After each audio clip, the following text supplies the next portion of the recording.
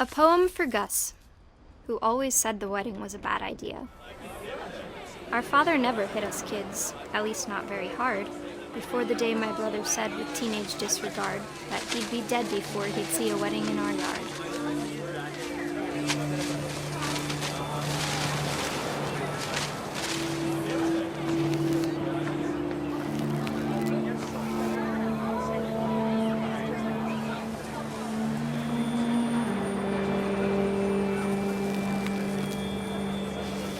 My father made him come, of course, but Gus stood far apart, just flew his kite and bottled up the storm inside his heart.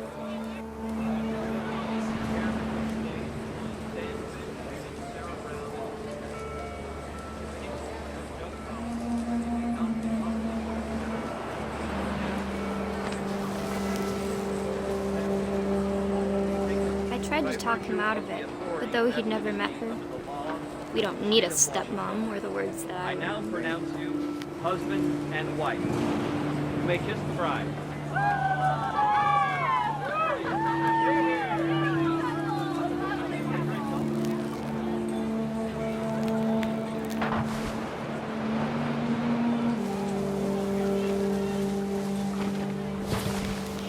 When the time for photos came, Dad ordered him to come here. But Gus declined, and as a sign held up his middle finger.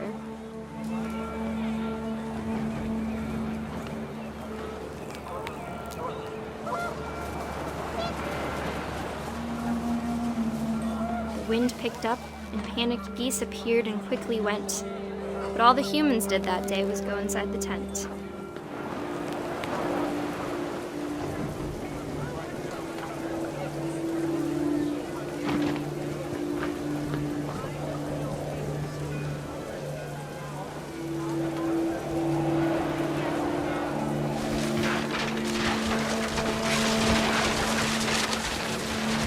The rain came down in buckets then, but no one seemed afraid that nature might destroy the tent our dad had crudely made.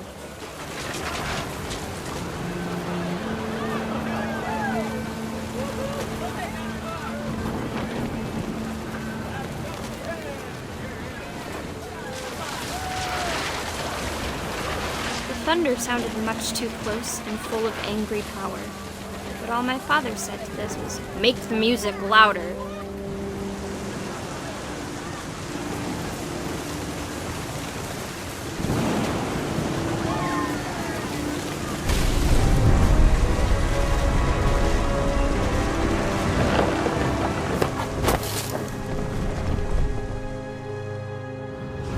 I wish that I could truly say I thought about you on that day. Out there on the beach alone, just you, the wind, the sea, and foam.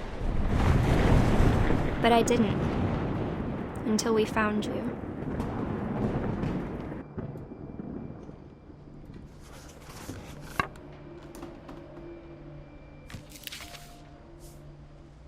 She never talked about him, but Mom told me once if I was a boy, they were going to name me Gus.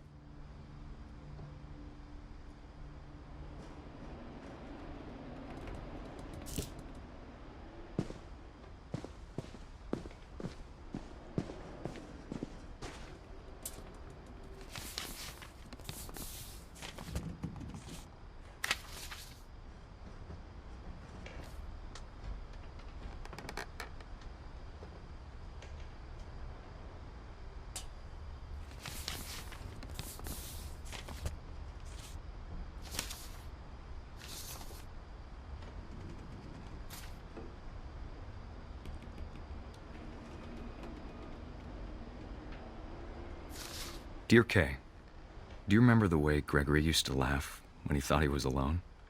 Like something funny was happening, but only he could see it. I think he saw things the rest of us don't.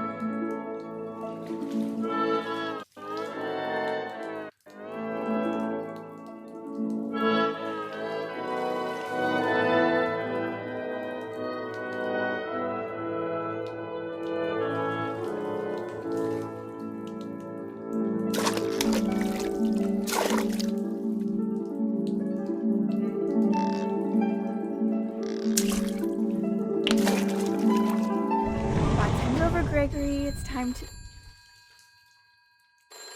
Hold on, sweetie. Hello?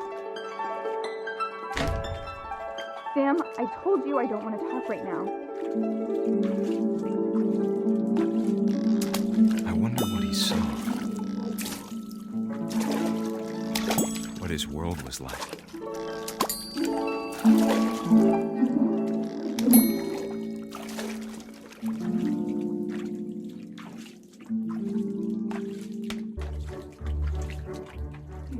He reminded me so much of Calvin. Lost in his imagination. Whatever it was he saw.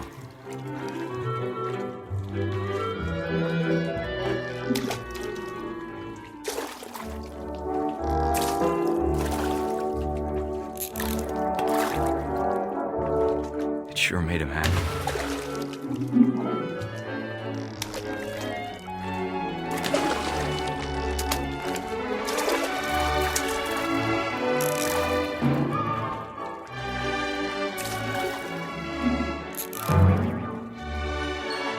Silly it sounds.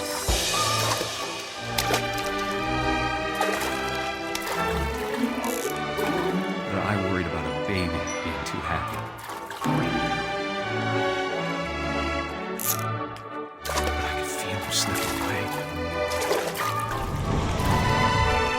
Sorry about that, Gregory.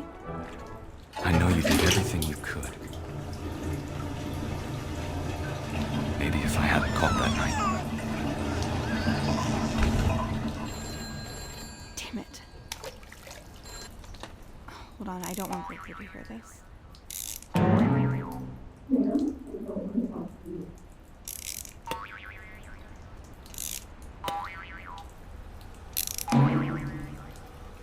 I wish he could have told us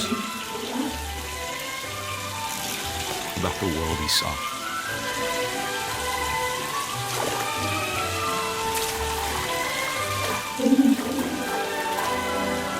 There's so much I don't understand about Gregory, about everything.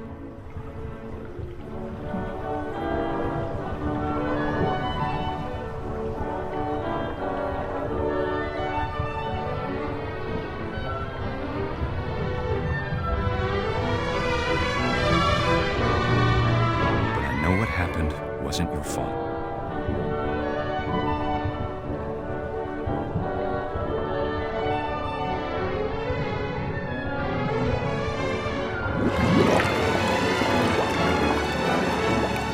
I'm sure he's happy. And he'd want you to be happy too.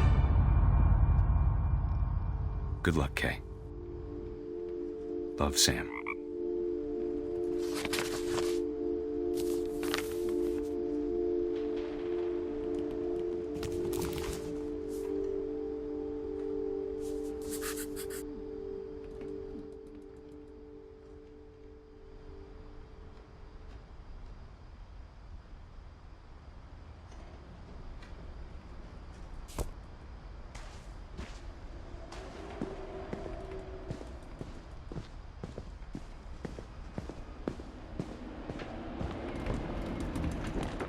My mom moved up to the loft after her brothers died.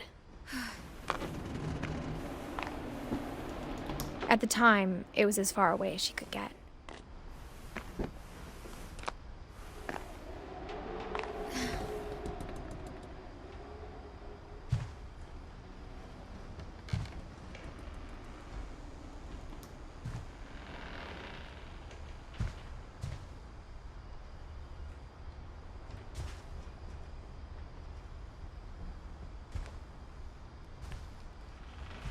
Religion was another thing my mom never talked about, but I think it helped her a lot after her dad died.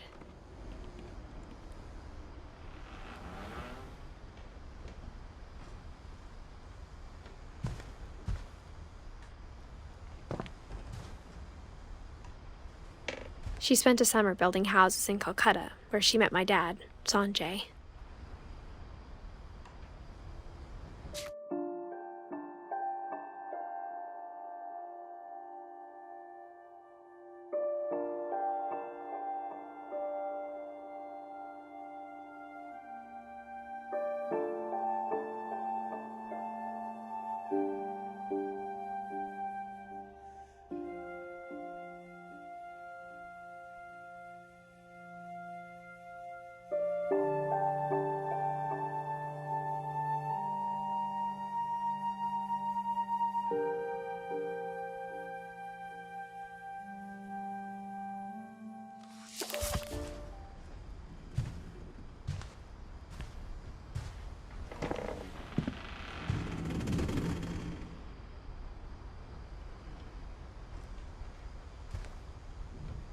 My mom moved to India a week after graduation and got a job teaching English.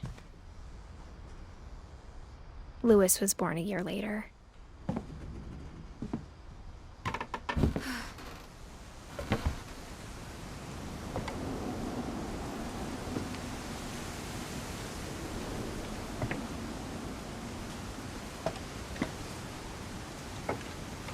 When my dad died, I don't think Mom knew where else to go.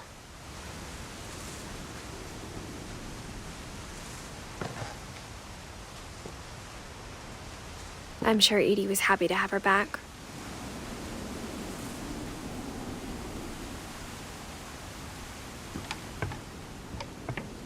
And to see kids in the house again.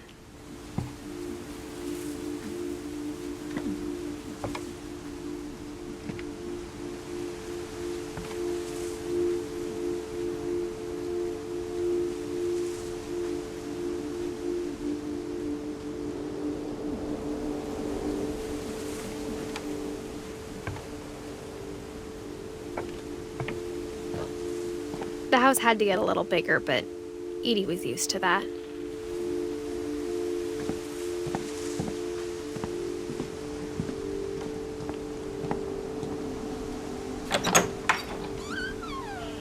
And for a while, things were good, almost normal.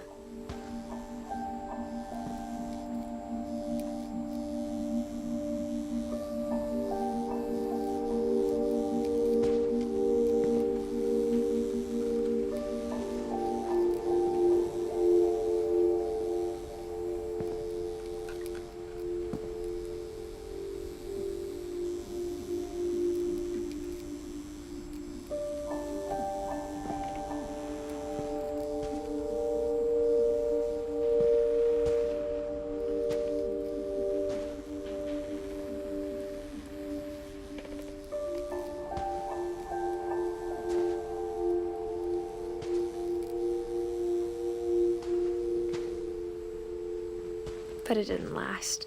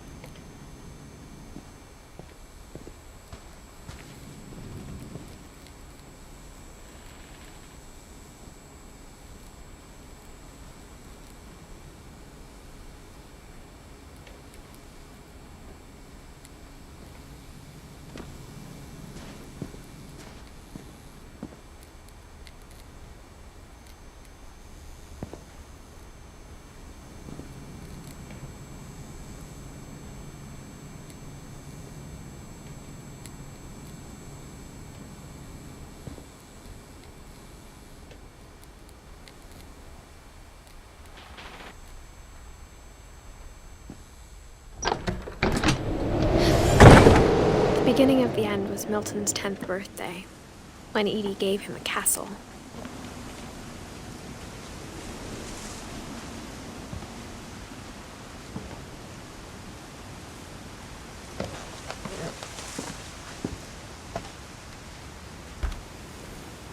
After Milton disappeared, the only thing he left behind was a room full of paintings.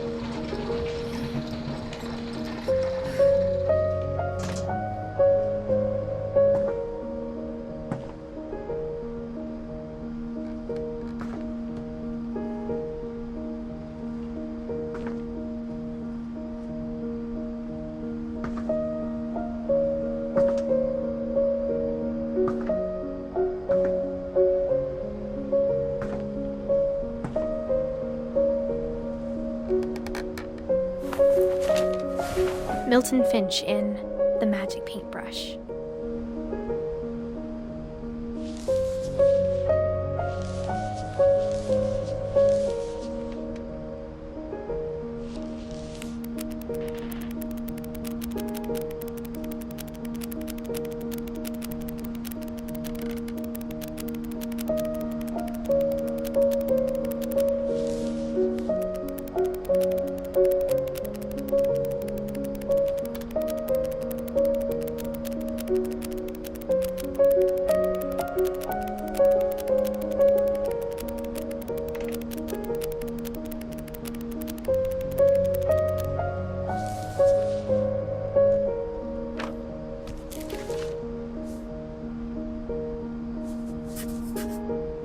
I was 4 when Milton disappeared.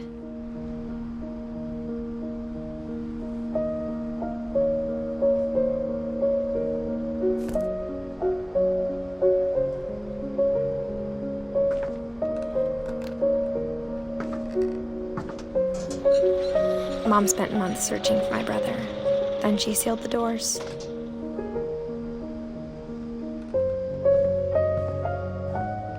Whatever Milton had found in the house, Mom didn't want it getting out.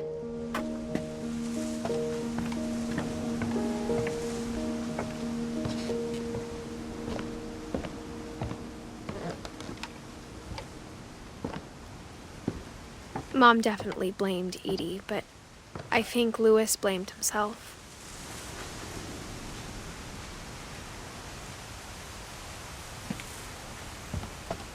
After he graduated, he just spent more and more time in his room, until Mom got him a job at the cannery.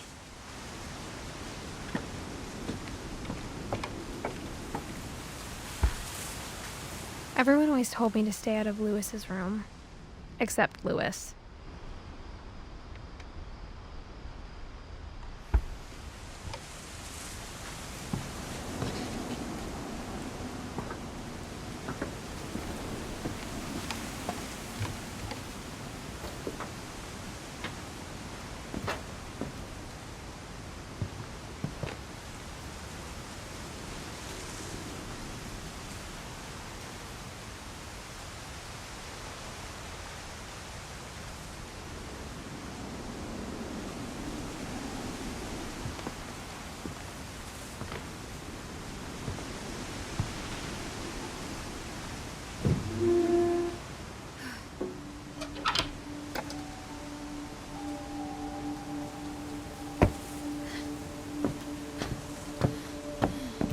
Louis's room smelled very, very familiar.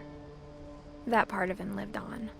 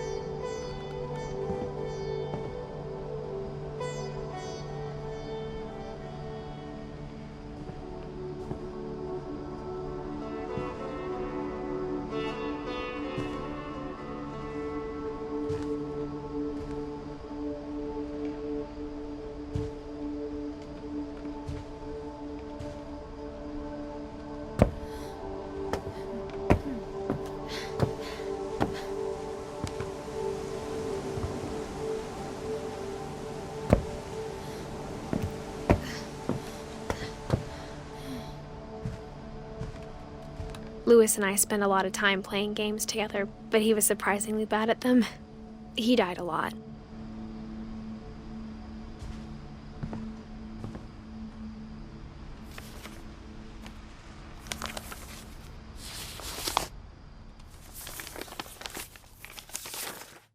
Dear Mrs. Finch, as Louis's psychiatrist, I can understand your desire for an explanation.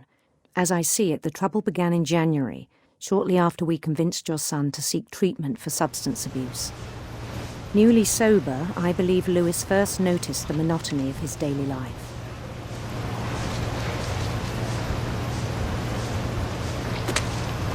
He kept working at the cannery. But he withdrew part of himself. In our sessions, I saw the same behavior. His mind began to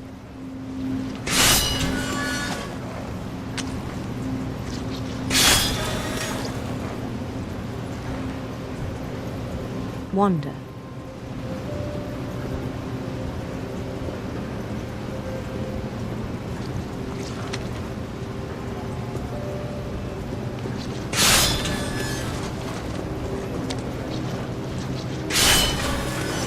I asked him to describe it. He said he started small, imagining a labyrinth. He'd feel his way about. Then something moved. Bats and toads.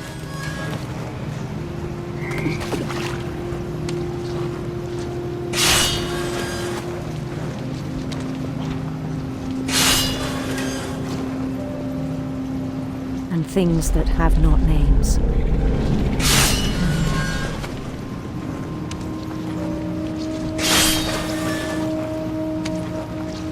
He knew it was all in his head.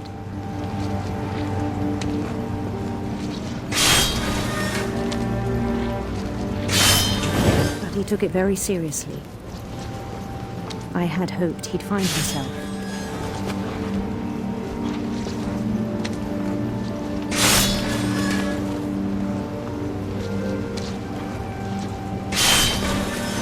But he found something more. I worried about him then. Daydreaming at the cannery. I spoke with his boss. But he said Lewis had become a model employee. Methodical, tireless, focused. Like a whole new Lewis. So I let him go on.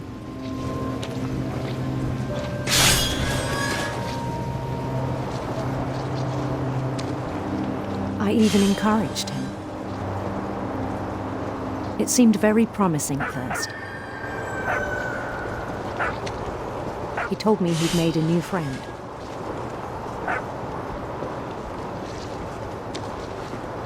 On the edge of a city he named Lewis Topia. He built the city up slowly, brick by brick.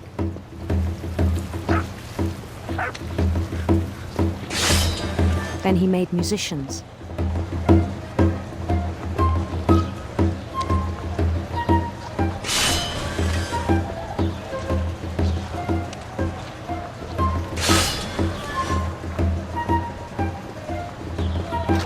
And songs for them to play. He talked about starting a band.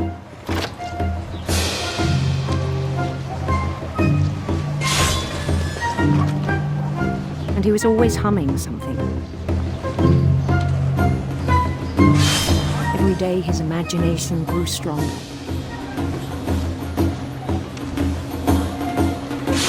He no longer spoke at the cannery. But his chopping was as reliable as ever. Then one day it struck him that all the cheering crowds, even the stones under his feet, were all in his imagination, so he could do whatever he wished.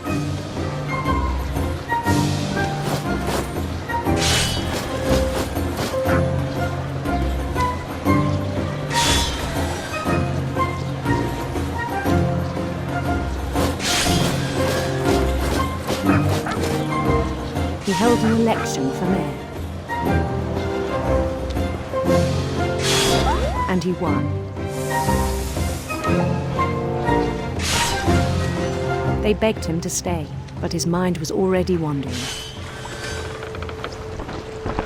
It became a game for him.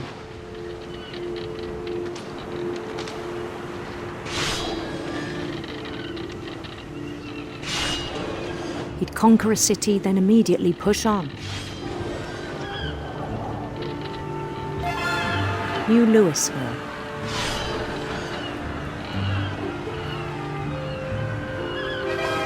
St. Louis. He started drifting away from our reality.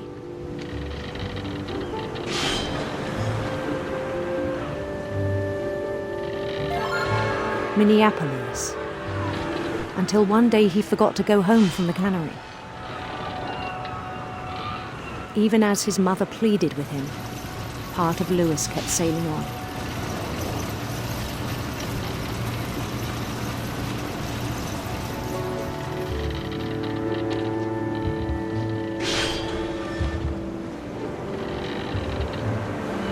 In Louisburg, he heard rumors of a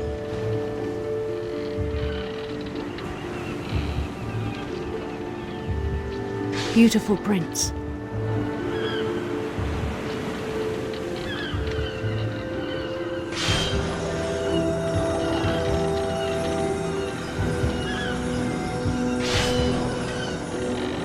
The prince was on his own quest for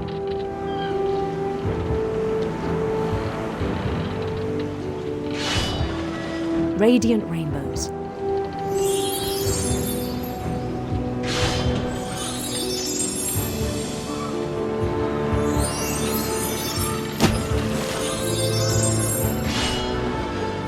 He followed the sound of his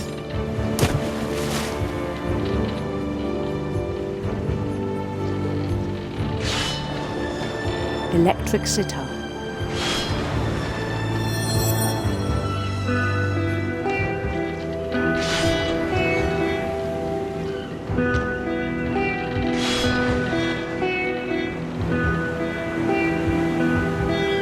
His chase led him to a golden palace east of the sun and west of the moon.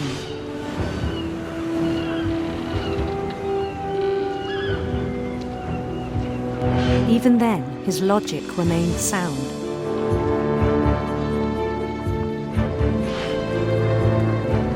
He knew the world was all in his imagination.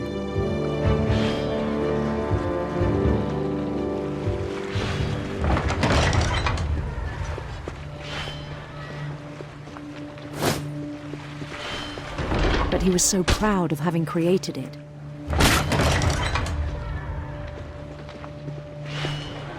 In his own eyes, he'd become something greater than a king.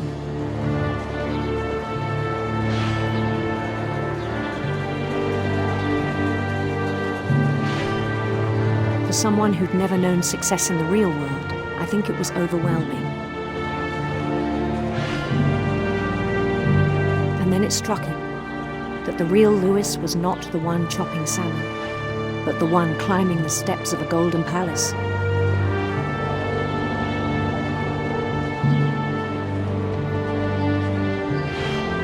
My imagination is as real as my body, he told me. It was hard to argue with him.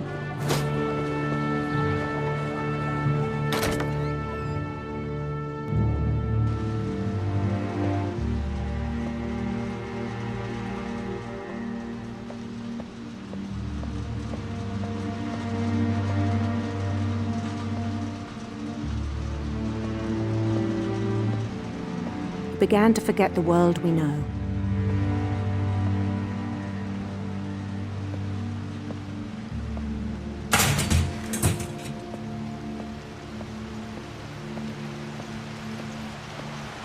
I think it pained him to remember Louis, the cannery worker.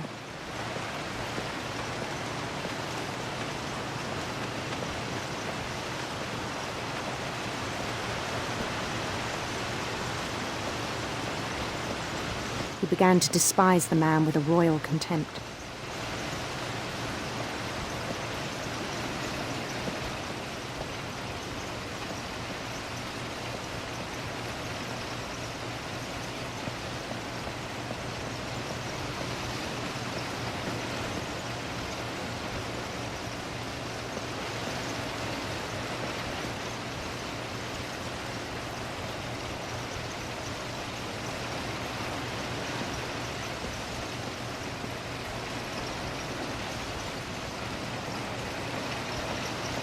I still thought I could save him. Even after he said he was being crowned king over all the lands of wonder. The palace would be packed with his companions.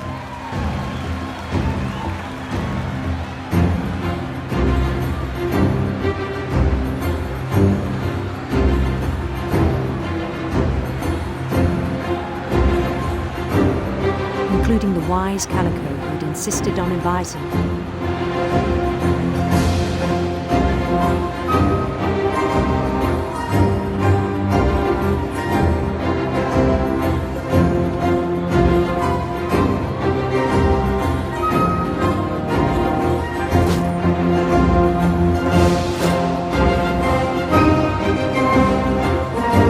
His prince waited, holding his crown.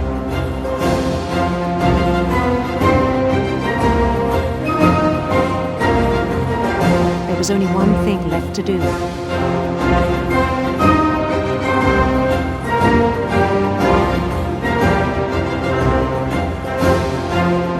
Bend down his head.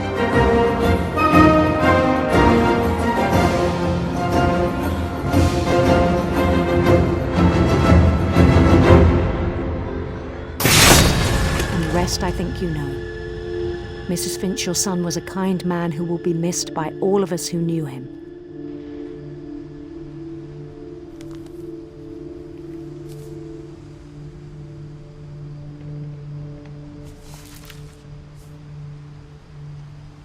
My brother was really cool. I wish you could have met him.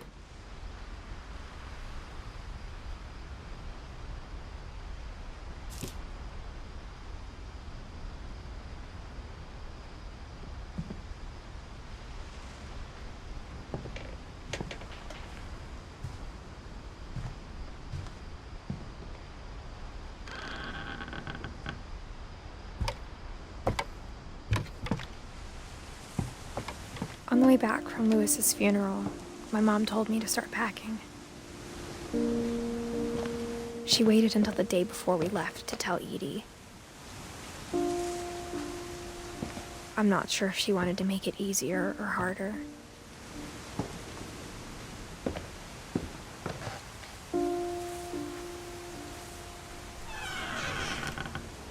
I wish we'd stayed. But I understand why we left.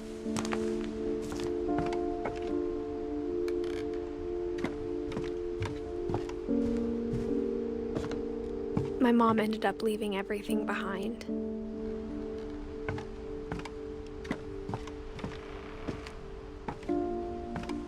What happened that night had been coming for a long time. Maybe it should have come sooner.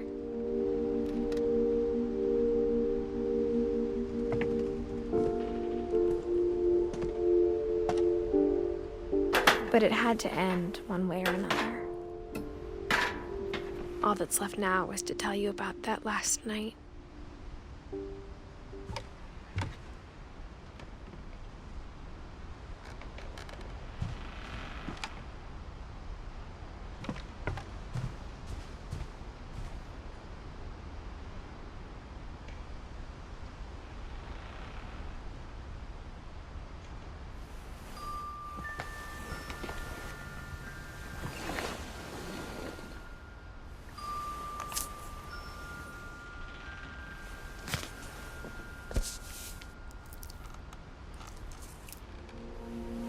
That whole last day, Edie just watched us pack and didn't say a word.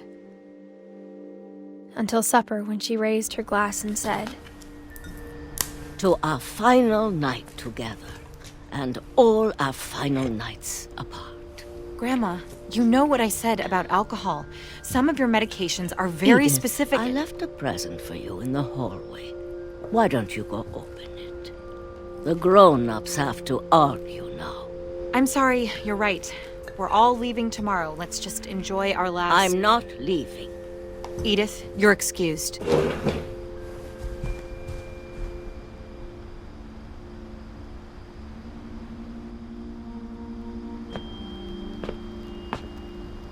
The power had been shut off that morning, but Edie always had plenty of candles.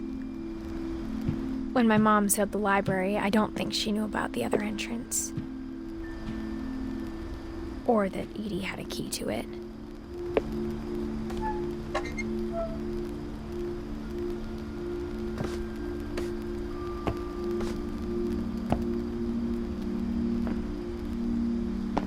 That thing you're afraid of isn't going to end when you leave the house. Edith has a right to know these stories. My children are dead because of your stories. I think it's best if Edith and I leave tonight.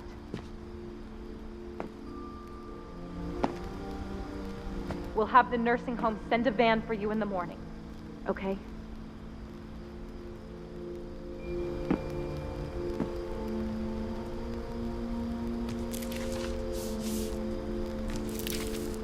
Dear Edith, there's so many stories I wish I could tell you, but there's only time for one.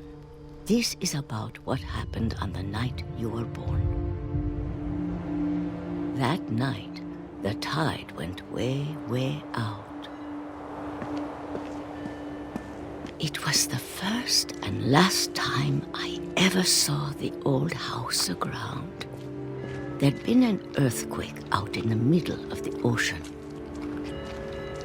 They called it the lowest tide in 1,000 years. God, it smelled awful. You know, I've seen that house every day of my life.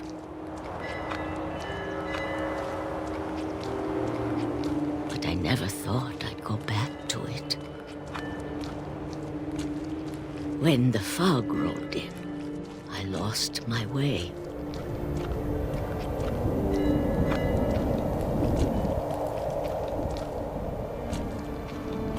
I got turned around.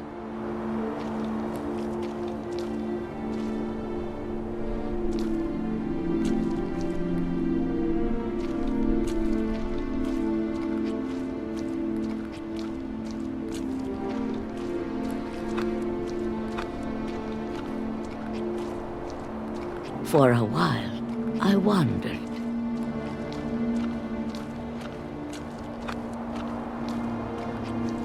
I started seeing things.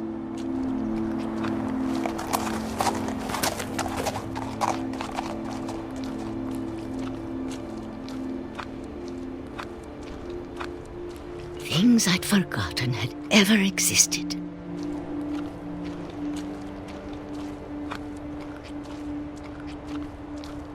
But when I saw them, they felt like old friends. That night, a lot of things came back to me. Or maybe I came back to them.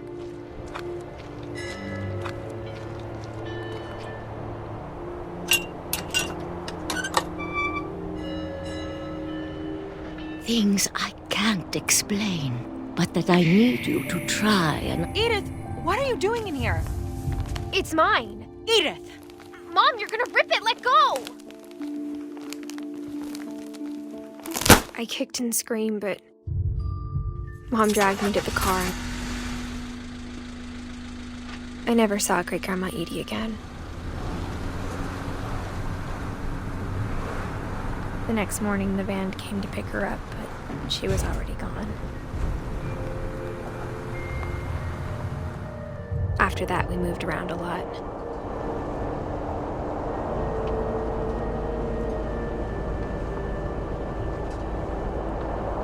We both tried to make the best of it.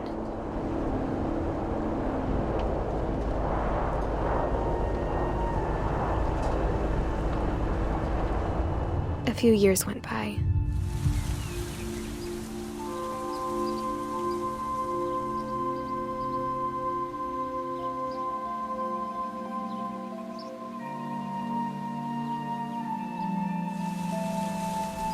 My mom didn't like to talk about it.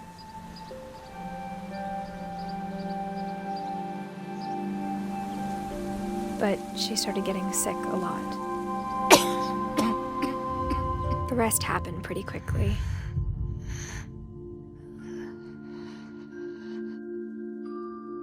She got better for a while, and then she didn't.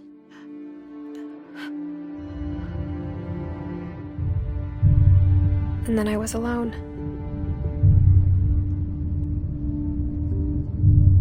The last Finch left alive.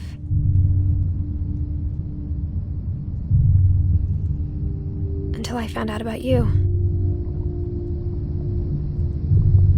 I'm still not sure what to tell you about all this. If we lived forever, maybe we'd have time to understand things. But as it is, I think the best we can do is try to open our eyes. And appreciate how strange and brief all of this is.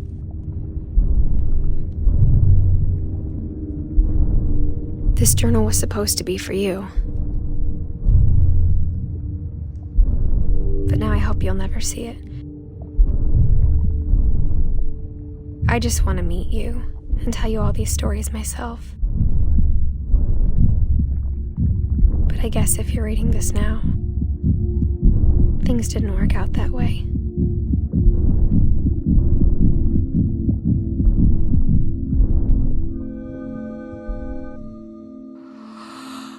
This is where your story begins.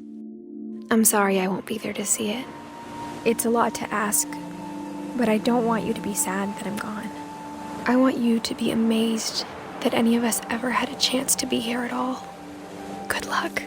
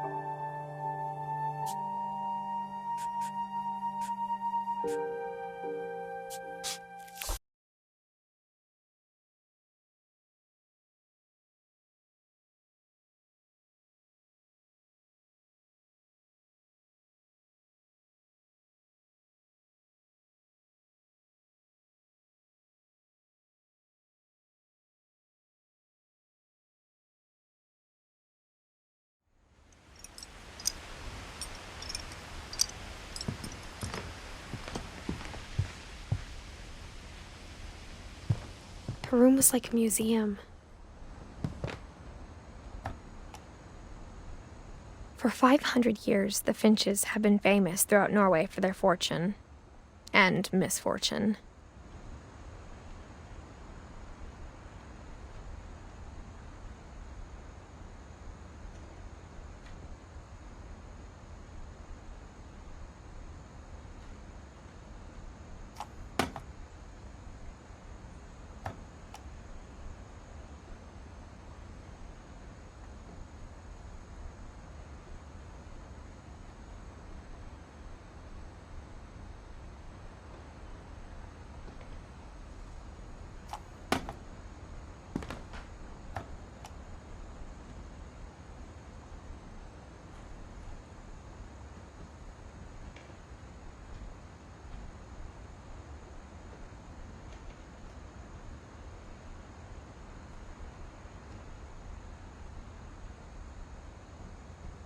Odin Finch buries the latest victims of the family curse, his wife Ingeborg and their newborn son, Johan.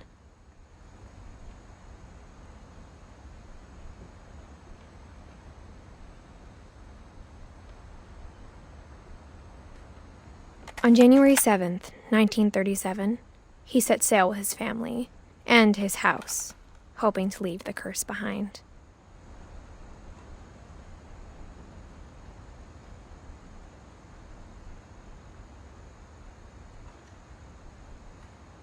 But 40-foot waves off the coast of Washington send the house and Odin to the bottom of the sea.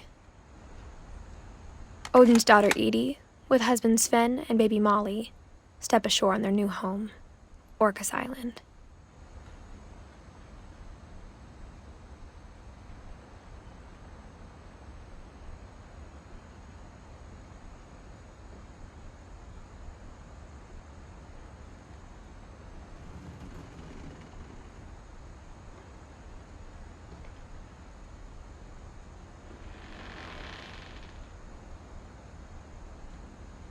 Odin Finch is the first to be buried in the new family cemetery. His daughter Edie is already dreaming of a new Finch house.